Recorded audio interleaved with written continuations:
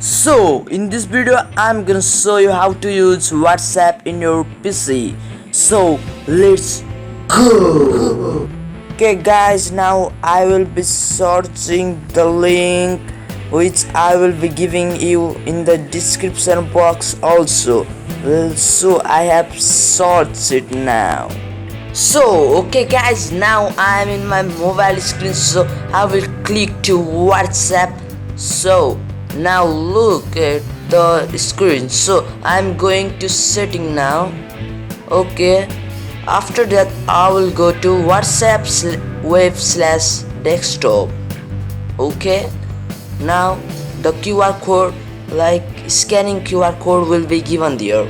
Okay guys, now I am in my phone screen as well as in computer screen. So now I am scanning the QR code and look at the magic screen which you must be waiting for a lot time. Okay, now enjoy WhatsApp talking to your friend.